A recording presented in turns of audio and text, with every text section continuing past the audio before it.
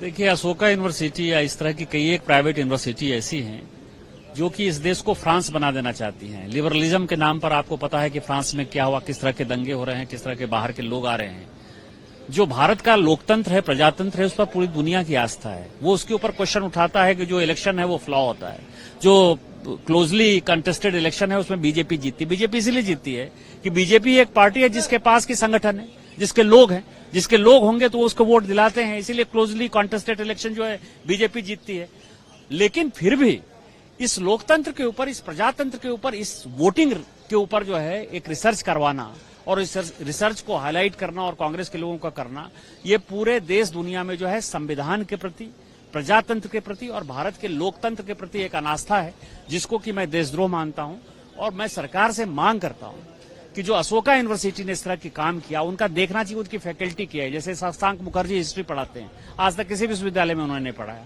गोपाल कृष्ण गांधी जो है वहां पढ़ाते हैं, वो कोई टीचर नहीं है। जो उनके रिसर्च स्कॉलर आते हैं केवल गोरे गोरे दिखने में है, उनको कोई भी ऑफिशियल डिग्री नहीं है। और जिस तरह से वो पैसा लेते हैं और किस तरह के फाइनेंशियल इंस्टीट्यूशन उनको फंड किए हुए हैं, विदेशी ताकतों के सहारे यूनिवर्सिटी है और वो देश के लोकतंत्र को कमजोर करना चाहती है। इसलिए भारत सरकार को उसके ऊपर जांच करनी चाहिए और इस तरह के विश्वविद्यालय को बंद करना चाहिए। सर, आपको लगता है कुछ ऐसा सिस्टम बनना चाहिए, क्योंकि कई ऐसे मुद्दे हैं जिस पर की सरकार या संसद फैसला लेती है और उसको ले जाकर के सुप्रीम कोर्ट में कहीं पर चैलेंज किया जाता है।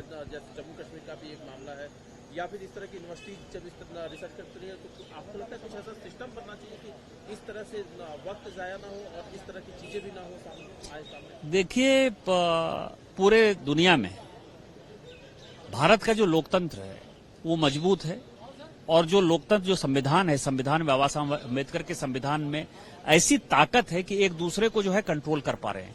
लेकिन कई एक ताकतें हैं जिनको कि सत्ता चाहिए, कई एक परिवार है जिसको सत्ता चाहिए, कई एक पार्टी है जिसको सत्ता चाहिए, वो इन चीजों को बढ़ावा देती है। तो कभी नक्सलवाद के नाम पर, कभी सिमी के नाम पर, कभी पीएफआई के नाम पर, कभी आतंकवाद के नाम पर और कभी इस तरह के रिसर्च के, इंटेलेक्चुअल रिसर्च के नाम पर इस तरह की चीजें बढ़ती हैं। और वो पार्लियामेंट के लिए, इस देश के लिए, संसद के लिए, संविधान के लिए, सुप्रीम कोर्ट के लिए उचित नहीं है।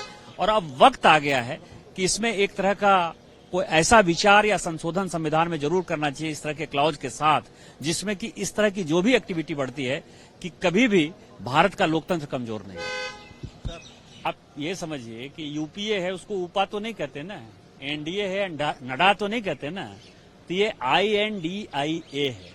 और मैंने कम से कम 50 सांसदों से जो INDIA के सदस्य हैं उनसे मैंने पूछा, उनमें किसी को उसका फुल फॉर्म जो है वो नहीं पता है। जिस दिन वो फुल फॉर्म पता देंगे उसके बाद वो किस तरह की चुनौती देंगे, किस तरह का खतरा होगा, किस तरह की लड़ाई है, उसके बाद बात होगी। इसलिए मेरा आप लोगों से भी आग्रह है कि उसको इंडिया कहना बंद करिए, उसको INDIA कहिए।